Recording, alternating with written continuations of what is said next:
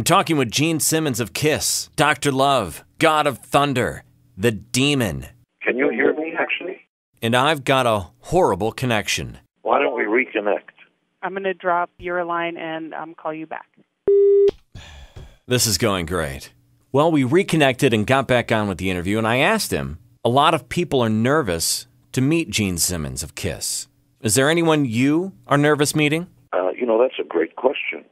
Yeah, yes. But it's never musicians or actors. I mean, if I were to meet, Albert Einstein or Jesus or somebody like that, I'd get nervous. But respectfully, even the Pope, who I'm supposed to go talk to, who knows when that's going to happen, in a month or two. And it's a different thing. I just view people as people. I mean, I don't want to make the jokes, but everybody's got to poop every day. So when you think about it, that's the thing that humanizes all of us. Nobody's better than anybody else. Just some of us are more blessed. You were on The Apprentice with Donald Trump. Do you have any insight as far as the man himself, his personality, on camera, off camera? I've known him through the decades. No, what you see is what you get. That is him. The two most hated jobs in America, not necessarily in that order, are politicians and lawyers. People despise them. And whatever's going on politically, and I'm not here to point who I'm going to vote for or who not, people should vote their conscience. But I think people are just shocked by a guy that doesn't care what you think about him and just gets up there and says whatever he wants to say, and the rest be damned. A lot of people could say the same about you. You've had some strong opinions. You've spoke your mind. Do you ever have any regret about some stances you've taken? God help us all.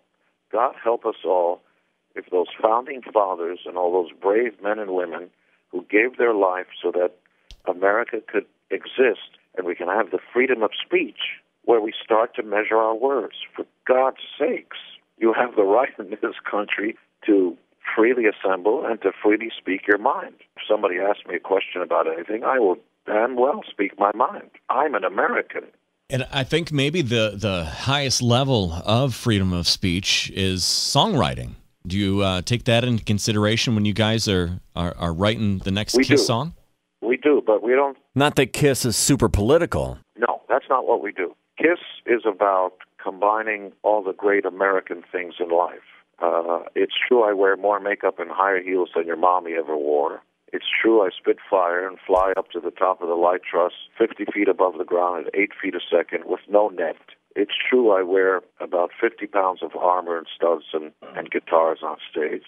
It's true we put on the best show on the planet. But it's also true that we don't fool ourselves. We don't write songs about the secret of life because I have no clue. And we don't politicize it. We don't write those kinds of songs. Our songs are a celebration of life.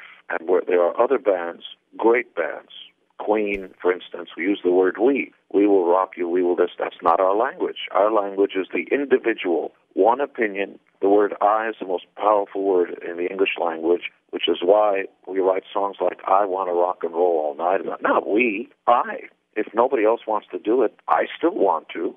I love it loud, and I was made for loving you. Not we were made for loving you.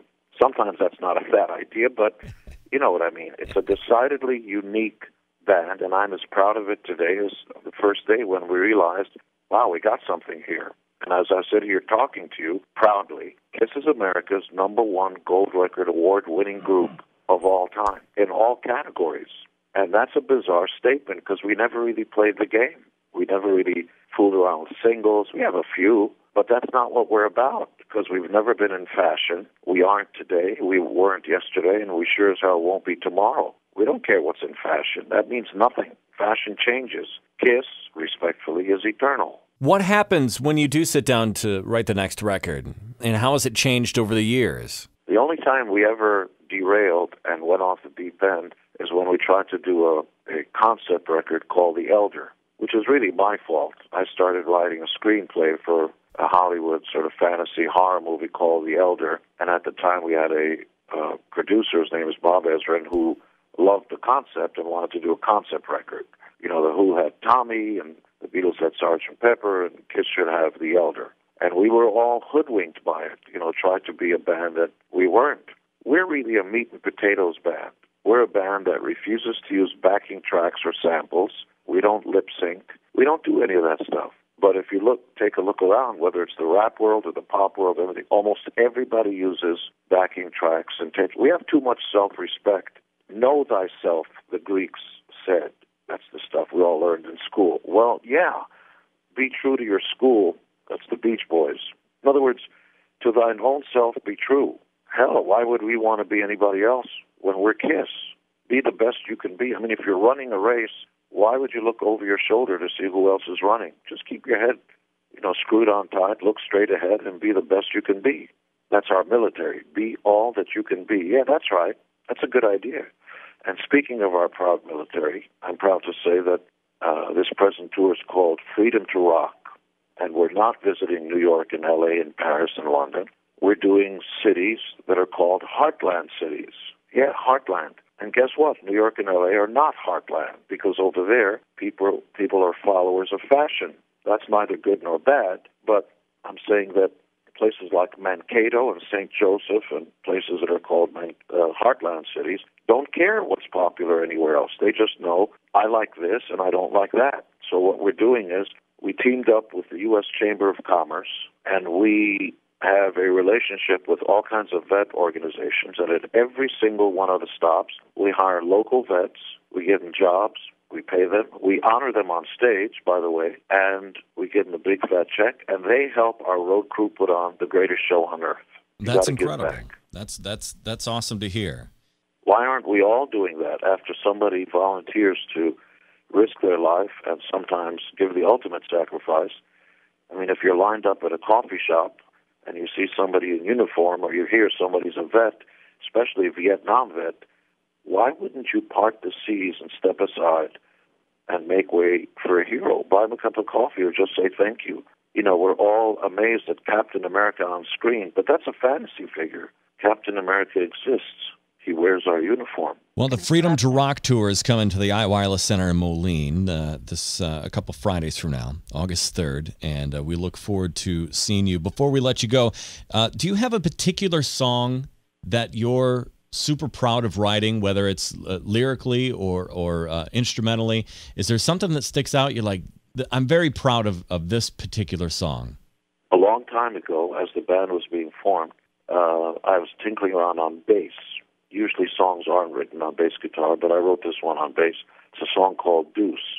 Over the years, other artists have recorded it. Lenny Kravitz and Stevie Wonder were on one version of it. And the song is very simple, meat and potatoes kind of song. You complain about this, you complain about that, but your man is working hard. He's worth a deuce. It's a real macho kind of song. It's like, here comes this guy who works all day. The least you could do is give him a little respect, which ironically enough is where the song Respect came from, R-E-S-P-E-C-T.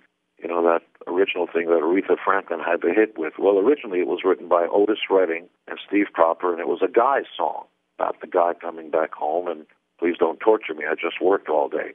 So it was a simple song about that, and I wrote that on bass decades ago, and we still perform it. And my connection, always remember where you came from. Don't get too highfalutin and full of yourself. It's a connection to a time when I was part of four guys who had a dream to put together the band we never saw on stage.